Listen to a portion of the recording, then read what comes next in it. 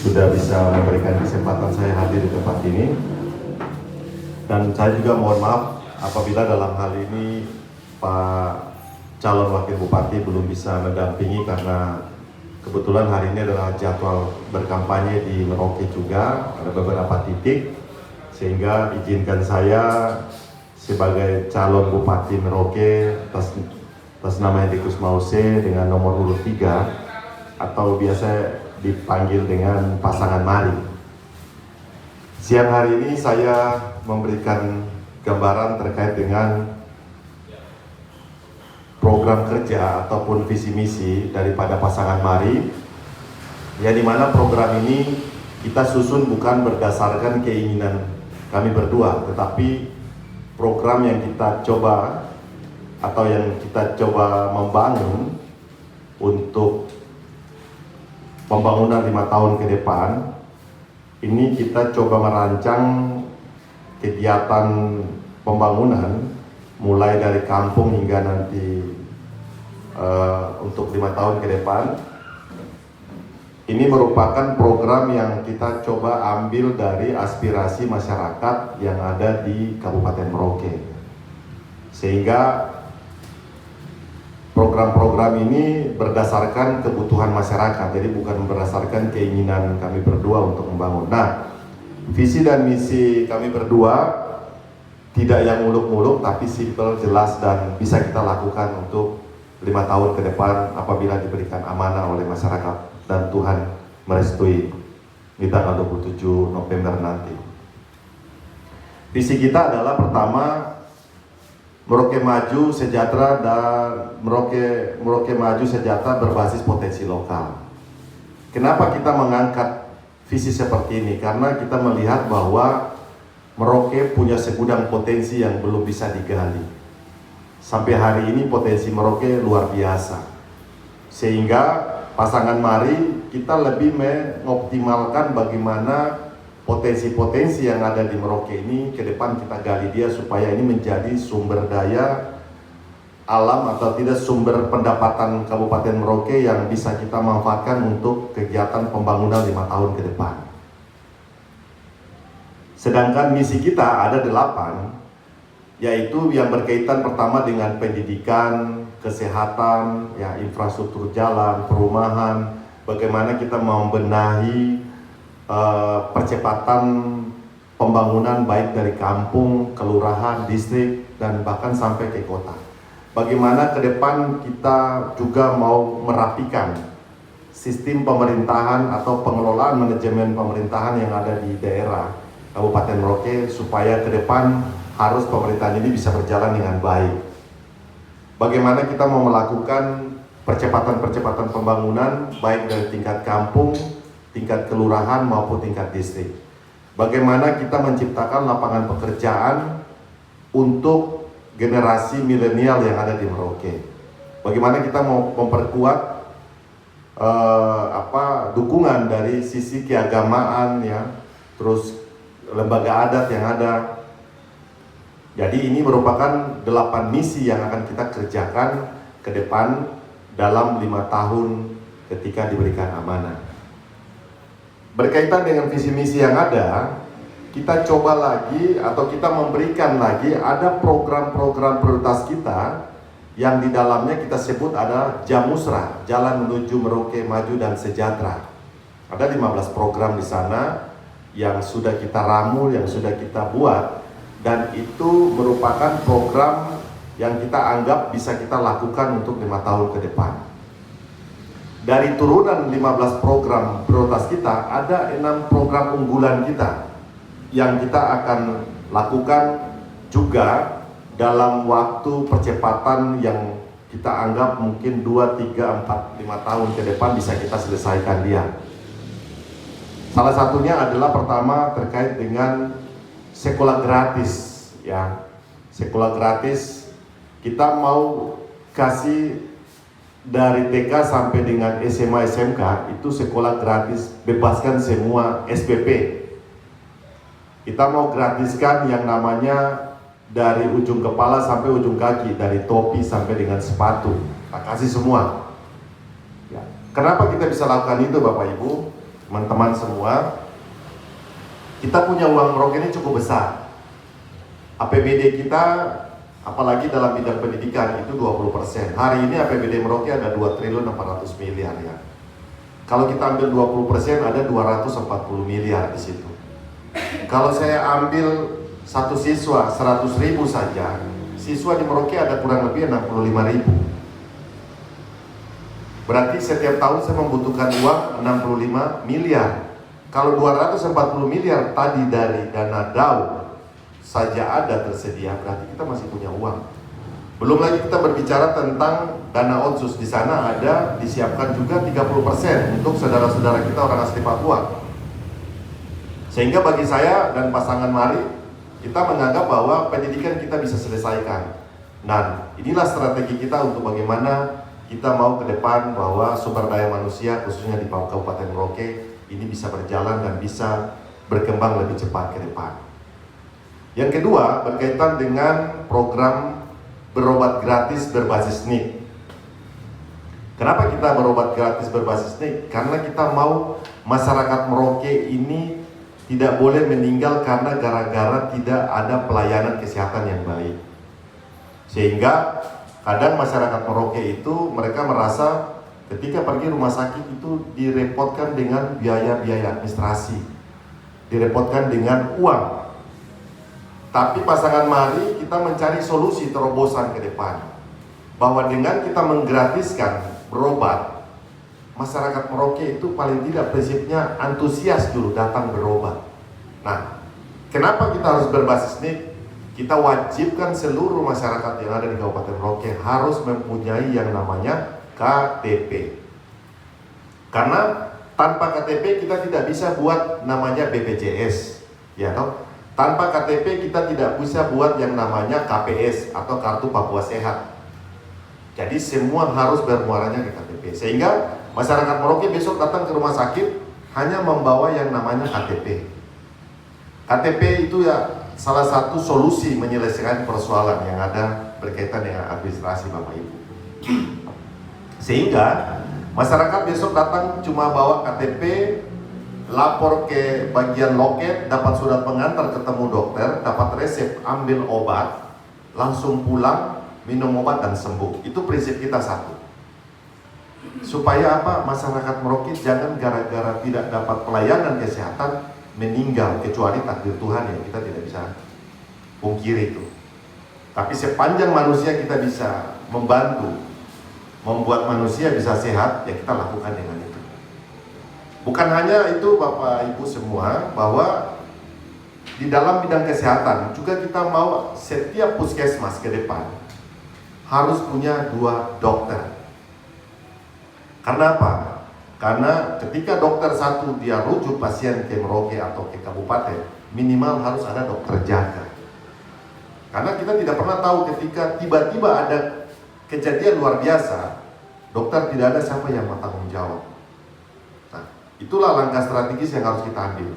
Setiap kampung harus punya pustu, dan setiap pustu harus punya 2 bidan atau perawat. Hari ini kita temukan di lapangan banyak, ada pustu, ada nama bidan, tapi orangnya tidak pernah ada.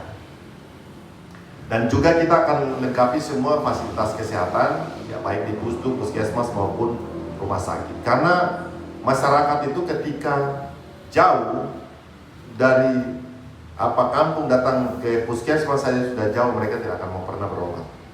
Tapi bagaimana kita mau mendekatkan pelayanan? Nah, di dalam bidang kesehatan juga kita akan menyiapkan yang namanya mobil keliling. Ya, jadi mobil keliling ini nanti kita siapkan dengan fasilitas yang super canggih, yang bisa melayani masyarakat dalam 1 bulan. Mungkin ada kunjungan 2-3 kali ke setiap distrik untuk melakukan pengobatan gratis atau pengobatan massal, di mana mau operasi mata kah, mau operasi usus buntu dan lain sebagainya, langsung dioperasi di tempat, sehingga tidak lagi pasien kita bawa dari kampung distrik ke kabupaten atau rumah sakit. Yang ketiga berkaitan dengan program mesra. Apa sih itu program mesra? Program mesra ini berkaitan dengan UMKM, ya, berupa bantuan modal. Nah, apa sih itu mesra? Mesra itu adalah membangun ekonomi sejahtera rumah tangga. pasangan mari punya konsep berpikir bahwa kita membangun membangun ekonomi itu harus berawal dari rumah tangga dulu. Tidak bisa orang begitu lahir langsung jalan, tidak. Jadi kita membangun dari ekonomi rumah tangga. Ketika ekonomi rumah tangganya bisa berjalan dengan baik, kita percaya bahwa pendapatan juga pasti akan meningkat ke sana. Nah, itu harapan kita ke depan. Sehingga mesra ini kita peruntukkan hanya untuk ibu-ibu atau emak-emak ya. Karena kalau laki-laki atau bapak-bapak itu sudah punya tanggung jawab mencari nafkah, betul ya Bapak Ibu ya.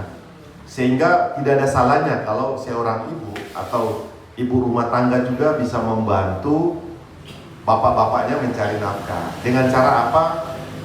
Kita prioritaskan mesra ini untuk kegiatan yang bersifat UMKM. Jadi ibu-ibu dia jual cilok, bakso, gado-gado, atau anyam-anyaman ya. Ini kita lebih fokus ke sana. Besarannya 5 juta sampai 7 juta dan tidak berulang. Jadi kalau hari ini ibunya sudah dapat, tahun depan harus ganti ibu yang lain.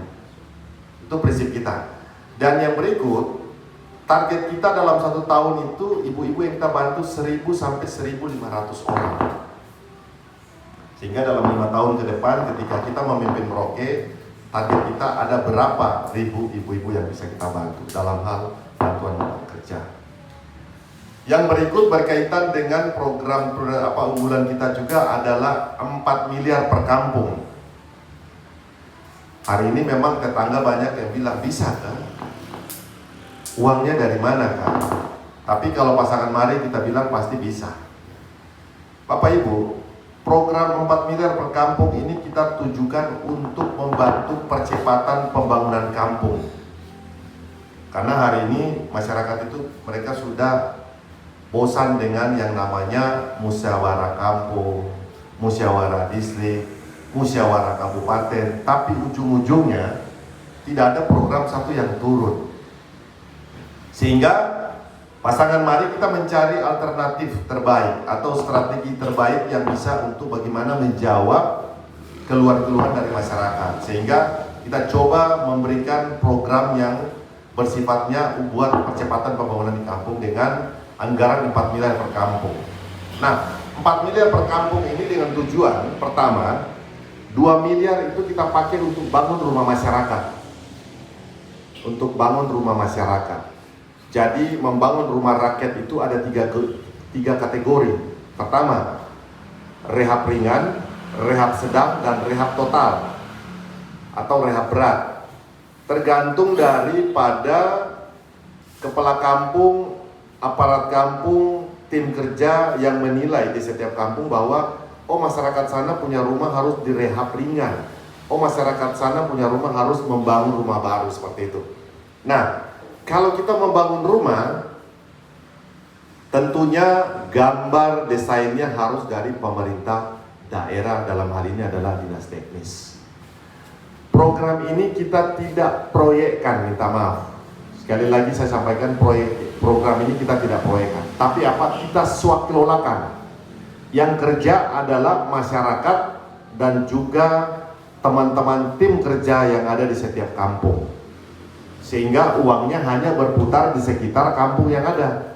Tapi kalau hari ini saya kasih proyek sama Pak Abdul, berarti uangnya Pak Abdul yang bawa pergi, ya toh?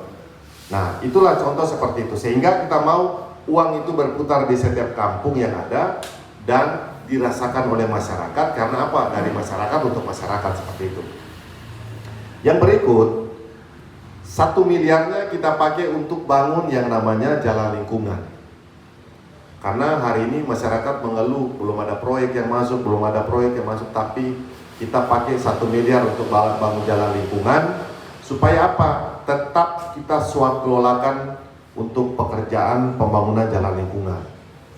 Sehingga masyarakat dari masyarakat untuk masyarakat, yang kerja juga adalah masyarakat di situ. Sistemnya adalah gotong royong. Nah, pertanyaannya pasti, uang ini berasal dari mana? Yang jelas uangnya berasal dari sumber dana DAU atau dana alokasi umum, ya, seperti itu. Nah, siapa saja yang bertanggung jawab untuk uang ini? Dalam kampung kita akan bentuk yang namanya KSM. Apa itu KSM? Kelompok swadaya masyarakat. Karena tidak ada jalan lain. yang bisa uang kita berikan di kelompok atau swakelola hanya lewat kelompok swadaya masyarakat. Ya, seperti itu Bapak Ibu. Dan yang terakhir adalah 1 miliarnya itu saya titipkan untuk pemberdayaan ekonomi orang asli Papua atau orang Marin atau orang Papua umumnya yang tinggal di Kabupaten Merauke. Jadi tidak berulang 4 miliar.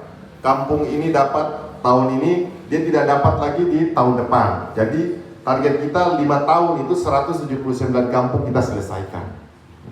Sehingga Bapak Ibu, banyak orang yang menyampaikan, itu tidak mungkin terjadi. Kalau orang sampaikan begitu, saya kadang bilang, Panjele datang ke sini bawa kalkulator, kita hitung sama-sama. Karena memang dia tidak sampai ke sana untuk berpikirnya seperti itu. Sehingga kita mau ke depan harus ada perubahan. Kita mau ada perbaikan. Kita mau ada inovasi yang kita buat untuk daerah ini. Nah, Bapak Ibu, kita di Merauke ini ada 179 kampung. Ada 112 kampung lokal, ada 67 ekstrans. Jadi kalau yang dapat 4 miliar berarti dia ada di kampung lokal. Betul ya? Karena tadi ada 1 miliar kita khususkan untuk pemberdayaan ekonomi masyarakat orang asli Papua. Tapi kalau yang ada di ekstran dia hanya dapat 3 miliar. Karena tidak ada orang asli Papua di sana. Nah, itulah bedanya Bapak Ibu. Sehingga saya sampaikan bahwa 4 miliar kita sudah hitung baik-baik. Karena apa? Tahun depan itu fiskal kita, keuangan kita itu dia kembali normal. Tidak ada kegiatan pileg, tidak ada kegiatan pilpres, tidak ada kegiatan pilkada. Sehingga anggaran pendapatan belanja daerah kita kembali normal dan kita anggap uang cukup untuk kita biayai program kegiatan kita. Dan yang terakhir, program unggulan kita adalah Gapura. Apa itu program Gapura? Gapura itu mungkin Bapak Ibu wartawan tahu bahwa zaman dulu Bapak Rom tahun 2010 sampai 2015 itu ada namanya program Gerbangku, ya, Gerakan Pembangunan Kampung. Zaman Bapak Freddy Bupati 2016 sampai 2020 kemarin ada namanya Bangsaku, ya, Bangun Semua Kampung. Nah, terobosan yang saya dan Bapak Haji Ridwan juga kita buat adalah Gapura, Gerakan Percepatan Pembangunan Kampung. Kenapa kita harus mengambil Gapura? Karena kita mau ada percepatan yang kita lakukan di setiap kampung, baik kampung, kelurahan maupun distrik. Nah, di dalam Gapura sendiri ada program yang memang kita mau titipkan setiap kampung dengan bentuk dukungan tadi adalah 250 juta yang kita berikan setiap kampung. Jadi Bapak Ibu, program Gapura dan 4 miliar itu kita tidak masukkan di dalam anggaran belanja kampung atau APBK kampung. Tapi ini dia berupa bantuan keuangan dari kabupaten langsung ke kampung, tapi lewat tadi ada kelompok swadaya masyarakat di sana, seperti itu. Nah, dana-dana ini Gapura tadi itu dia akan membackup semua program kegiatan yang tidak terakomodir di dalam APBK. Jadi contoh, ada di satu kampung yang mungkin dia punya program, dia sudah rencanakan tapi tidak tercover oleh APBK, dia boleh menggunakan dana Gapura. Tapi tentunya ada petunjuk teknis yang kita buat dari kabupaten menjadi acuan atau pedoman untuk setiap kampung yang ada. Sehingga dana itu bisa digunakan tepat sasaran, tepat waktu, dan bisa dipertanggungjawabkan. Setiap tahun kita berikan 250 juta dengan kita mengevaluasi setiap tahun apakah kampung itu mampu mengelola uang atau tidak. Kalau kampung tidak mampu mengelola uang, berarti kita tidak bisa menaikkan uang itu lagi. Tetapi kita kasih, apakah kita turunkan, apa kita kasih tetap sesuai dengan plafon yang ada, atau kita tingkatkan, seperti itu Bapak Ibu. Nah, di dalam Gapura sendiri Bapak Ibu, ketika kampung ini dia bisa mempertanggungjawabkan mulai dari perencanaan, mulai dari penganggaran sampai dengan pelaksanaan dan pertanggungjawaban. Ketika ini semua bisa berjalan dengan baik, pemerintah daerah akan memberikan reward. Reward itu berupa DIKA. DIKA itu dimana adalah dana insentif kampung yang kita berikan kepada kampung yang mampu mempertanggungjawabkan penggunaan dana Gapura. Ya, besarannya nanti kita sesuaikan dengan kemampuan keuangan daerah. dan juga hasil daripada tim yang dibentuk oleh Bupati untuk mengevaluasi terkait dengan 4 poin tadi, perencanaan, penganggaran, pelaksanaan sampai dengan pertanggungjawaban, seperti itu. Nah, di dalam reward yang kita berikan berupa dukungan dana insentif kampung itu untuk mensupport aparat kampung, Bamuskan untuk apa? Bisa lebih bekerja dengan baik, bisa lebih meningkatkan pelayanan, bisa lebih meningkatkan pembangunan di setiap kampung yang ada. Nah, itulah tugasnya kita memberikan reward supaya apa? Aparat dengan Bamuskan ini, aparat kampung dan Bamuskan ini, mereka lebih bersemangat untuk bekerja membangun kampung. Dan bukan sampai di situ Bapak Ibu, kita akan juga memberikan reward, yaitu ada kunjungan kerja keluar dari Kabupaten Merauke. Jadi nanti ada tim pendahulu yang kita akan mencari desa yang ada di Jawa sana.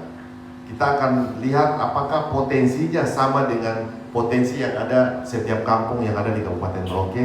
Kita berangkatkan aparat kampung dengan Bamuskan untuk apa?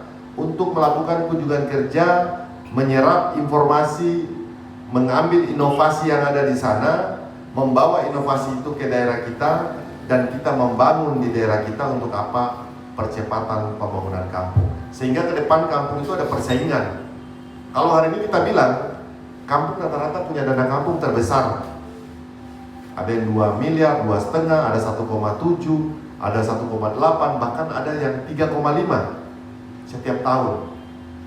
Tapi Bapak Ibu wartawan pasti lihat sendiri, kampung-kampung kita yang lokal banyak tidak berkembang. Nah, pertanyaan kita, uang-uang itu lari kemana ya? Kita sama-sama nanti renung dia.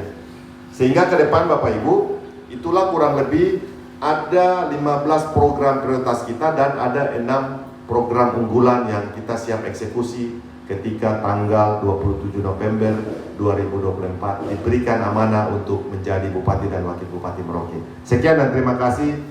Saya kembalikan lagi ke MC.